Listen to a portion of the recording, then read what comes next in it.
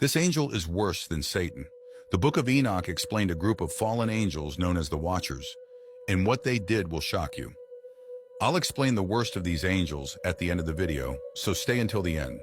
There are 200 of these angels that fell, and here are a few of their names: Samyaza, Azazel, Armaros, Arakiel, and Barakiel. Now let me explain why these angels are so bad. Azazel taught mankind how to make weapons for war. This act alone resulted in chaos, even still to this day. But it gets far worse. The leader of these angels, Samyaza, is far worse than Satan himself. Here's why.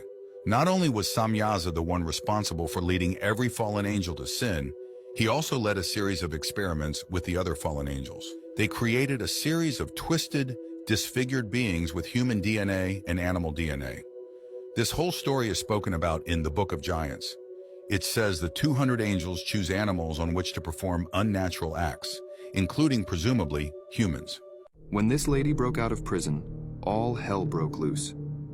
In 1995, former Miss America Ima Hogg would be incarcerated for her unspeakable crime she committed. Ima would be placed in a maximum security prison after being given a life sentence in Arkansas. 1 year later, in 1996, the alarms in the prison would go off, and all prisoners would be forced back into their cell. All this commotion was taking place during the prisoners' 1 hour of daily sunlight in the prison's courtyard, where they could participate in any activity of their choosing. All the prisoners would return to their cell besides one, and that one being Ima Hogg. An Amber Alert would be issued statewide because she was labeled as a severe threat to society. After a statewide manhunt that took place over the course of 3 weeks, she was nowhere to be found. When in late 1996, a newly married couple would purchase a home in northern Iowa. The home was a bit of a fixer-upper, but they were excited to be new homeowners and were willing to put in the work. But there was one major issue: the house had a chronic, horrible smell, and no matter what they did, the smell would not go away. One day the smell was so bad they decided to locate where it was coming from. That was when the couple decided to look up inside their chimney in the living room. It was at that moment they discovered what the awful smell was, and soon after the police would be called to the home.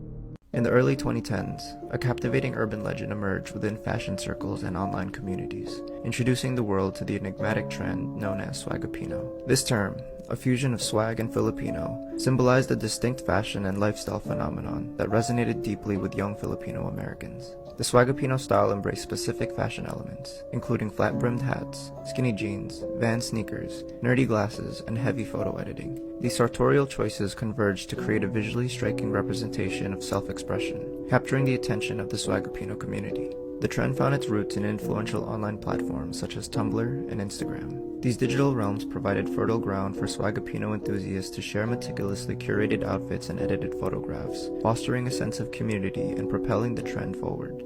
As the Swagapino trend gained traction, the term Ilipino emerged as an interchangeable synonym. Combining the positive slang adjective "il" with Filipino, Ilipino further emphasized the cultural identity and fashion forwardness embodied by the trend, solidifying its unique place in the urban legend. Hashtags like Cushion Lyrics became prominent on social media platforms, serving as virtual meeting grounds for Swagapino and Ilipino enthusiasts. These digital spaces were adorned with photos featuring billowing smoke and overlaid text or lyrics, showcasing the distinct editing techniques that define the Swagapino aesthetic. Although the Swagapino trend eventually subsided in prominence, its influence endured in the late 2010s and early 2020s. Fashion commenters and enthusiasts revisited the style, invoking nostalgia and engaging in discussions that celebrated the bygone era of the Swagapino. This urban legend stands as a testament to the intersection of Filipino heritage and contemporary fashion, leaving an indelible mark on cultural expression. Photos you need to see before you die. Part 9. Photo of 2 women with super long hair in the 1900s. The Priest and the Dying Soldier in 1962. Melted wax figures rescued from the 1925 fire at Madame Tussauds London Museum. A full-faced swimming mask designed to protect women's skin from the sun in the 1920s. A photograph of a Victorian baby held by their mother. Meditation room with stuffed animals and dried human heads in Tibet in 1920. A photo from 1890 shows a woman forced into a crucifixion pose facing a wall in a mental institution undergoing treatment for her condition. Halloween costumes from the 1930s. Like and subscribe for part 10.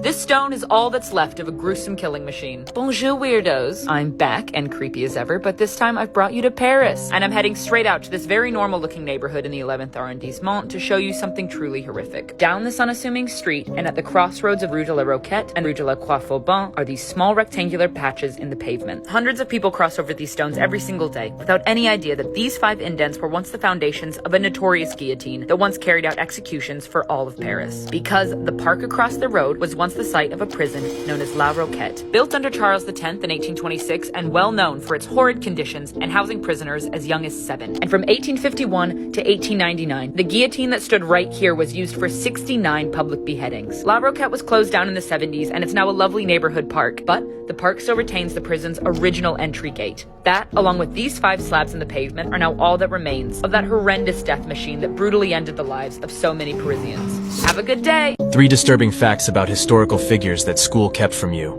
The third one is shocking. Number 3. Charlie Chaplin met his future wife when she was 12, and he was 31. They first crossed paths on the set of the movie The Kid in 1920. 4 years later, due to Lita Gray's pregnancy, they got married when she was only 16 years old. Their turbulent union eventually resulted in one of the most expensive divorces of their time. Number 2. Steve Jobs denied his daughter was his and fought against paying child support even after paternity tests proved he was the father. Lisa Brennan Jobs was born in 1978. At the time, Jobs denied his paternity despite the evidence, even claiming to be sterile. He also tried to avoid paying child support, leading to a lengthy legal battle. Number 1. Mother Teresa encouraged sick patients to suffer but went straight to the hospital when she was ill. She is regarded by many as a saint for her dedication to helping the poor and sick in India. She believed suffering was a gift from God and encouraged her patients to accept it as a way to get closer to Jesus. However, when she herself fell ill with heart problems, she chose to get treated in modern hospitals. People have been arguing for centuries over which of the 7 deadly sins is the most evil and destructive of them all. The most common answer is the founding father of all sins, pride. This answer is wrong and has been wrong for many years. Believe it or not, there exists one sin that has devoured the souls of this current generation virtually undetected. That sin is none other than the sin of lust.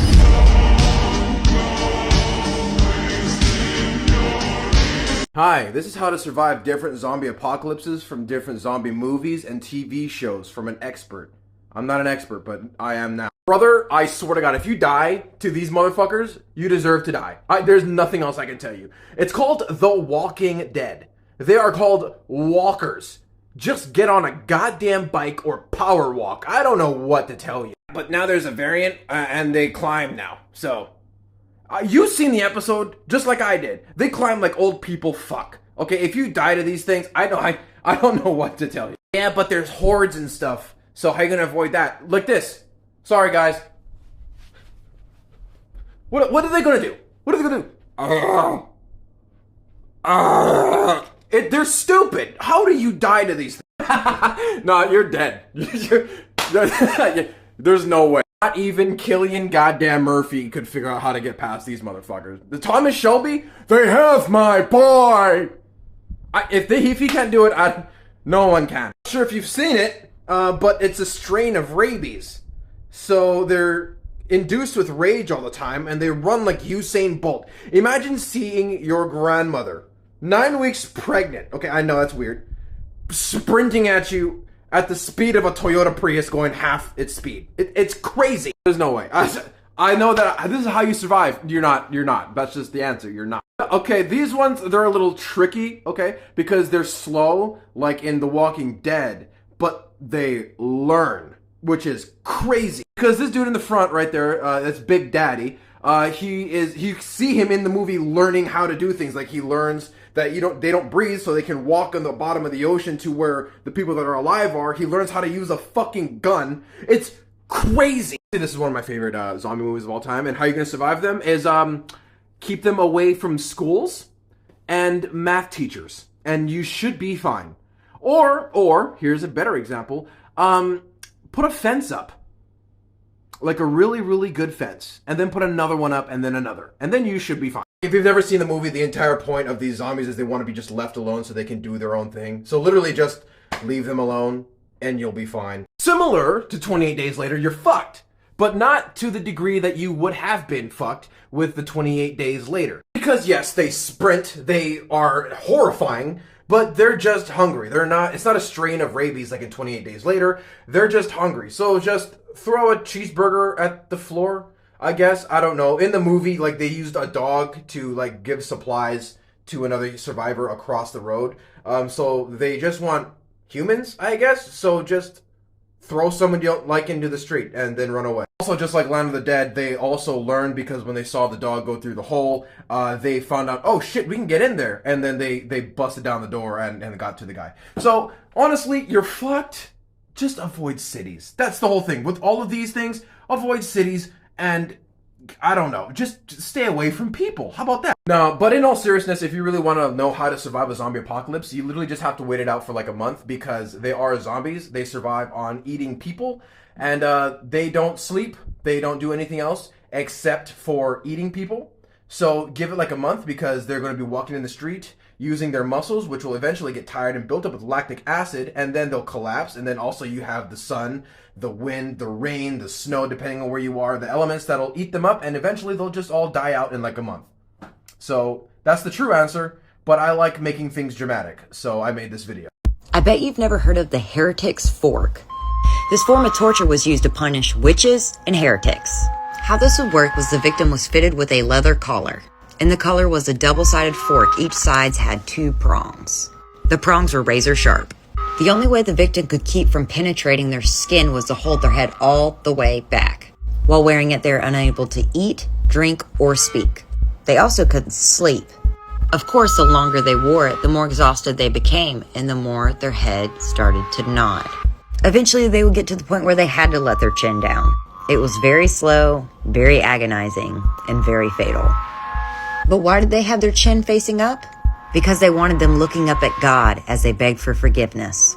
You guys want to hear this crazy story about a bear attack? Gene Rowe, November 1st, 1999. He was hunting for deer on Kodiak Island in Alaska. Finally killed a deer, and while he's field dressing it, he heard growling behind him.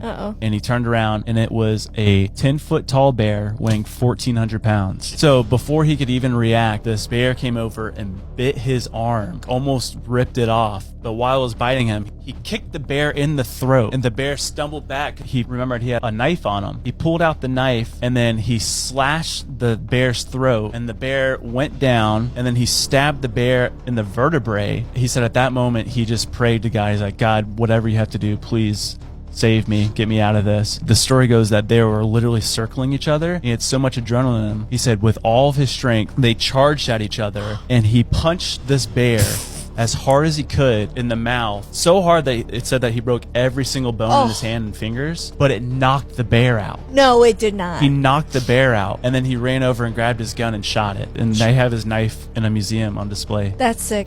Wow, way to go, Gene Rowe. That's a good He job. knocked a bear out. Bone cancer scares the hell out of me. This is the late stage effects of it on a skeleton. One can only imagine the pain this person went through. This was caused specifically by sarcoma bone cancer. The bone cells go crazy like a loose fire hose and just add bone structures without any direction or purpose. As long as the tumor is still operable and has not spread, the disease is in principle curable. From Japan, in which a group of friends meet at a bar and notice a mysterious woman staring at them.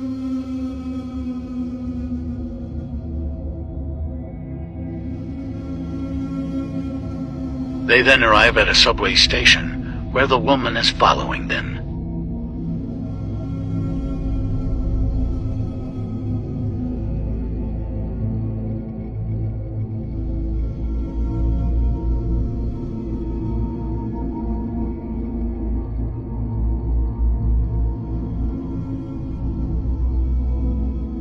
After what just happened, the group is distraught, but if you look back at the tracks, this is what you will find.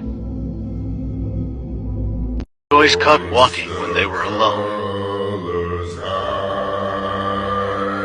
Dead singer was caught staring at reporter from his grave. Next day during daytime, there was nothing in his grave. Man in white men offered candies to 2 little girls.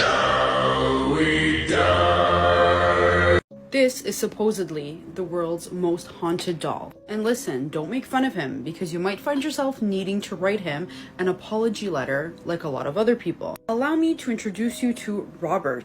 He was gifted to Robert Eugene Otto, who lived in Key West, Florida in 1905.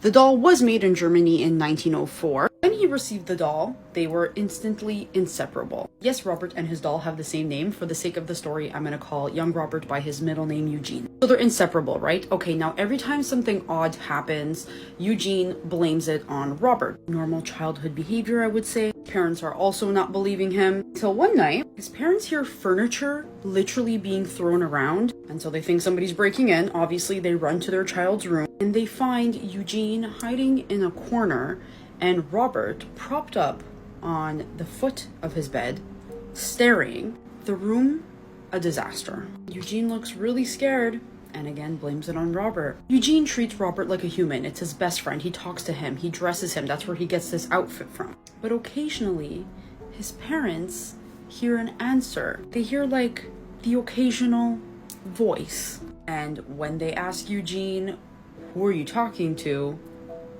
Robert. There's also other weird paranormal activity happening in this home, and they find dolls missing limbs and eyeballs. One day, a plumber was working at the home, and he heard children laughing and running around and things being thrown around. Meanwhile, he was there alone. And when he went to check what it was, he opens the door and finds dolls thrown everywhere, but nobody's there. He used to leave Robert on a windowsill at the front of the home. And plenty of people would say that his head would follow them. He would move, he would disappear, he would be there 1 second and then like they would turn around and he would be gone. Eugene gets older, leaves for art school, meets his wife in Paris, and gets married. Now they're living together, and he cracks out old Robert. Again, it's like they're best friends. His wife doesn't like his unhealthy relationship that he has with this doll. Again, he's treating him like he did when he was younger, like he's a human, like one of his best friends. Understandably, his wife doesn't like this. She asks him to lock him up in the attic, and so that's what he would do. He would go up, have his alone time with Robert, talk with him, and then always make sure to lock him when he left the attic. I should also mention that he locked him in a trunk in the attic, not just locking him in the attic. But occasionally, they would still find Robert around the house, and people would say they would find him on the windowsill watching them from outside. He would somehow get out of that box, the locked attic. I hate to be this person, but I've run out of time. I want to tell you about where Robert is now, and I will do that in part 2 that will already be up, of course. I'll see you there. Watch the clown. I just heard knocking from the closet.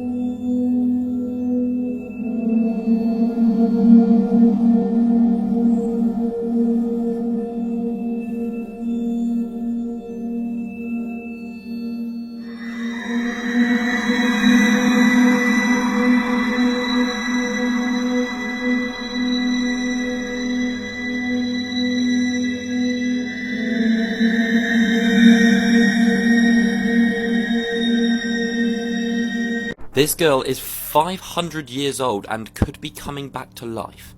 Nah. What the hell is happening? Now, this is 100% true. You're not going to believe this, but this is 100% true and absolutely flipping mental. But this girl died 500 years ago. She was actually sacrificed. And she was kept in this condition because she was actually frozen and kept over 6,000 meters above sea level, so that's how. Now, she was actually found back in 1999 at the top of the Lulacano volcano. And I mean, obviously, bit of a shock when you find that. She's been preserved by scientists ever since then who have been monitoring and doing investigations. Yeah, this is where it gets even crazier. So the Argentinian scientists where she was found have been running some tests. And apparently, now, I don't know what to make of this, I really, really don't. Apparently, she still has some of her organs and still has some blood in her.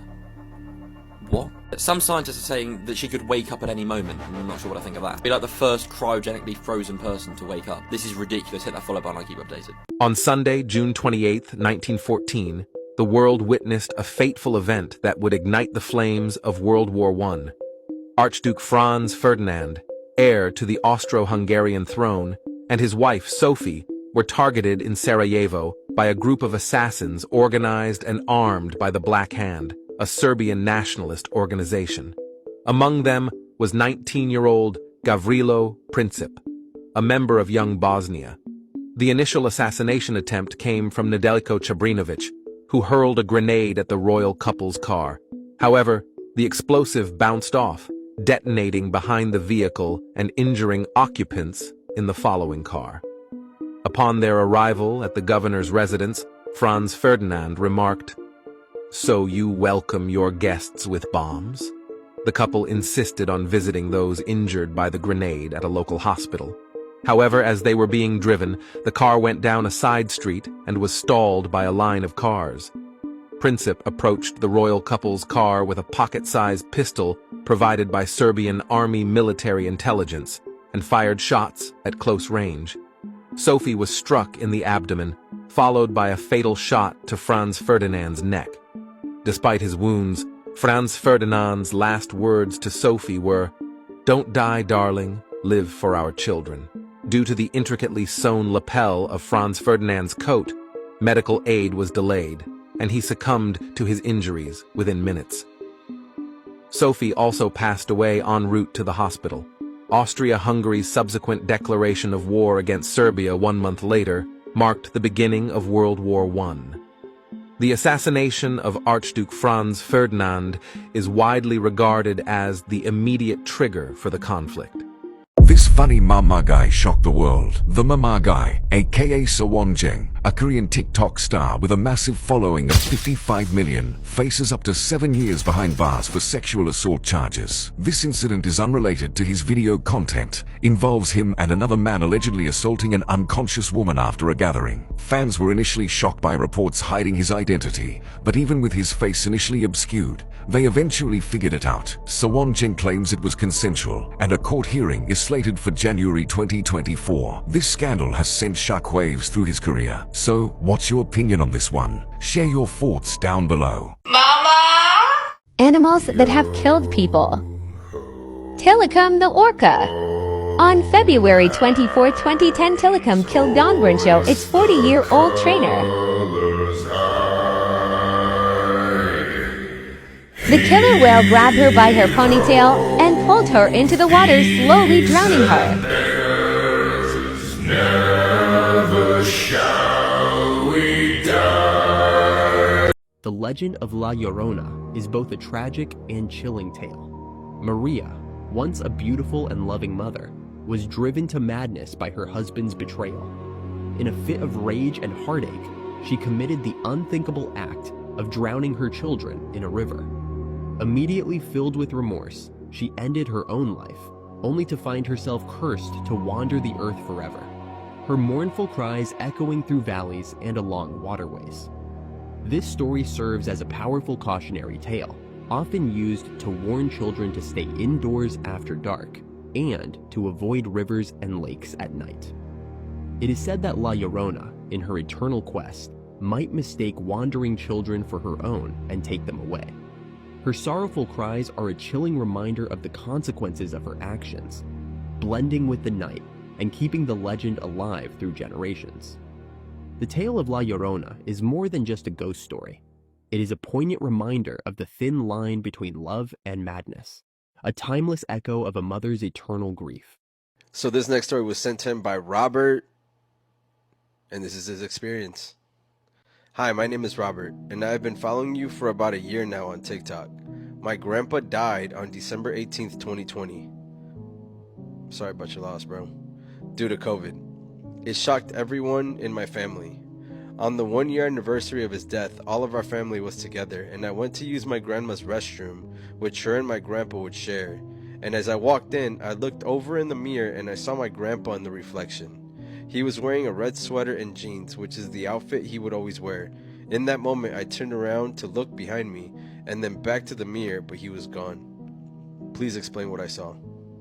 Alright, before we get into it, I just want to say that my views and opinions are based off of my experiences and my religious beliefs. You don't have to agree with them. It is okay if you do not agree with them, because at the end of the day, I respect everybody else's religious views and beliefs. You can worship a rock, and I will support you 100%. If that is what you believe your God is. If you believe God is a rock, then that is fine with me. Okay? So pretty much to explain what I think you may have seen, we as humans, we tend to leave energy in everything that we do, and everything in every place that we dwell in. Okay, so like if I am in this room a lot and I dedicate a lot of my time and a lot of my energy in this room, when I pass, you know, if somebody was to come into this room that I'm in and they hang out in this chair and this desk, they might feel my presence. Why? Because I have dedicated a bunch of energy and time and a lot of my being in this place. You know, I believe that when we die, believe it or not, if we're just going off of what the Bible says, when we die, we don't necessarily go straight to heaven or hell. We are in what is called like a purgatory, waiting for the second coming of Christ. So when you die, your physical body stays here, but your soul and your spirit goes into, and I mean, we can always dive into this if you guys want to in a different video, but in the book of Enoch, he explains, or he describes like huge holes in a mountain where it's 4 holes, and every hole has a different type of being or different types of spirits. The first hole he describes as having a spring, a beautiful spring. It's a beautiful hole, and that is where all of the people that passed away believing in God and accepting him as his Lord, you know, as our Lord and Savior, they dwell in that hole. The second hole has the people that were bad. They didn't accept Christ as their Savior, and they did bad things on earth. So they literally just get tortured 24/7 in that hole. The other hole is for people that were bad but were dealt some type of justice in this world before they passed. So like the people that died by lethal injection or like by stoning and stuff like that, or you know, murderers that were killed, you know, that's kind of considered like they served, you know, or they got their justice served to them. So they dwell in that hole. And then the final hole is for people that did good deeds but never accepted Christ as their Lord and Savior. So that's where all the souls, you know, when you pass away, are hanging out in. So to bring it back to what I think you may have seen, I think you may have seen your grandfather's energy manifesting itself, and obviously, you know, presenting itself to you. And I guess the only way our brain makes any sense of it is to, you know, just kind of put it all together as like an apparition. I don't know, it's weird. Life is weird. This world is weird. There's a lot of weird shit that we can't explain. I mean, yeah. Story time.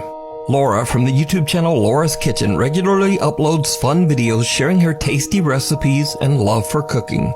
One night she decides to go live on YouTube along with her son Max. While telling a story about her son, something happens that shocks them both. So we bought the dog these buttons, and they're programmed. That one says play, right, when he steps on it? So anyways, for a month, Oscar has been walking around the house saying to me, your mom is dead. And it really got me upset. It was getting me very emotional because she did pass away like 20 years ago. And I'm like, why are you doing that? Like, you know, for a solid month. And then finally he stopped getting a reaction out of me. So we were at the back door and the dog had to pee. And there's a button that says pee pee by the back door. And I'm like, wow, you know, it's been quiet. Oscar has not bothered me all day. This is great. I think he's finally over this, right? So I said to the dog, hit the button. You want to go pee pee? Hit the button. So he hits the button and it goes, your mom's dead. What the What was that? So anyways, I hear in the back by the stairs, because the stairs are in the opposite direction, I hear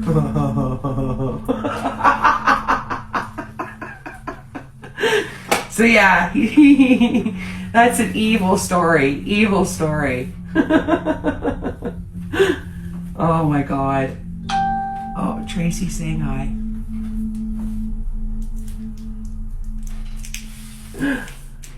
Oh.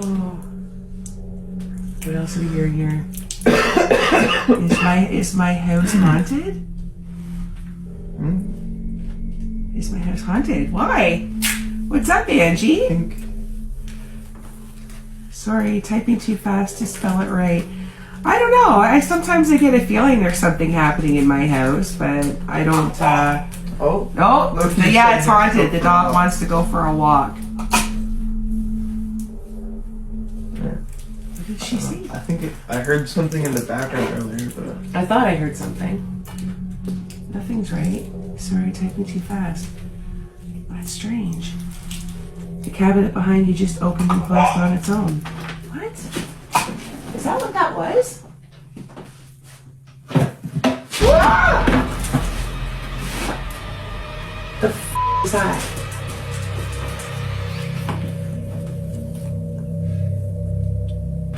What was that? oh my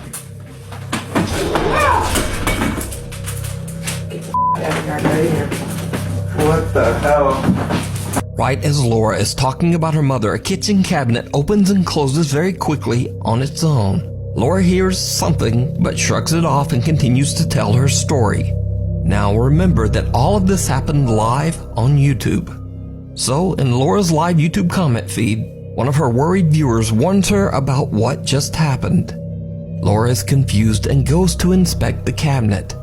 Then, all hell breaks loose. A week later, and Laura's back on YouTube and reflects on what happened that night. That night, I didn't sleep awake.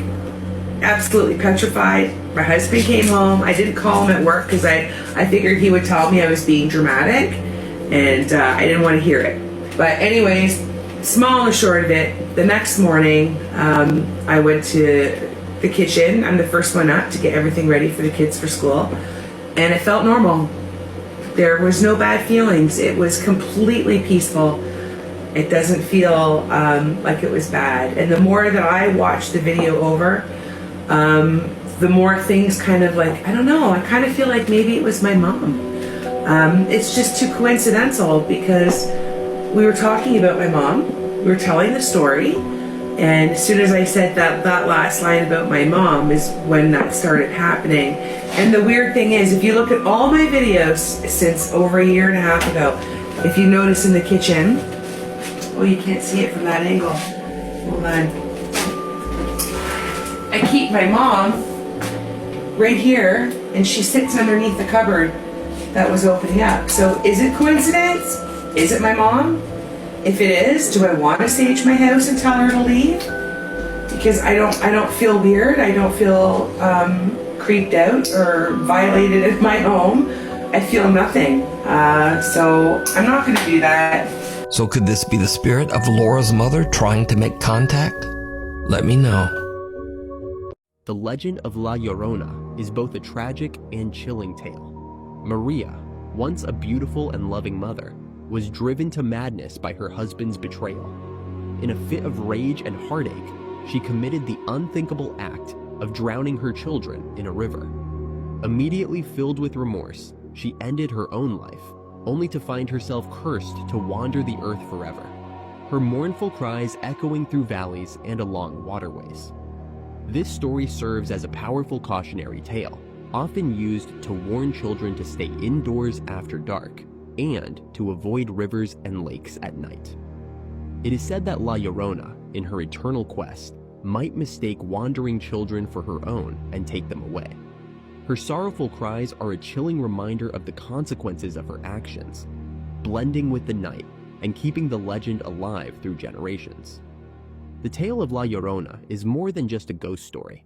It is a poignant reminder of the thin line between love and madness, a timeless echo of a mother's eternal grief. Tim!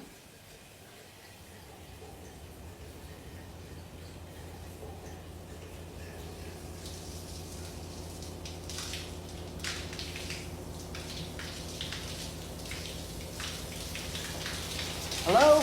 Hello? Is that you? Hey, do you want to grab something to eat? Yeah, go ahead. You done with my thing when you're done? Sure.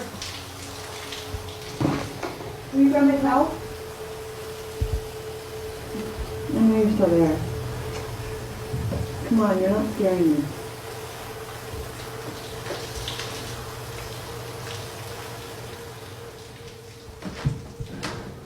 Hey, what kind of ice cream did you want? Whatever. Chocolate? Done.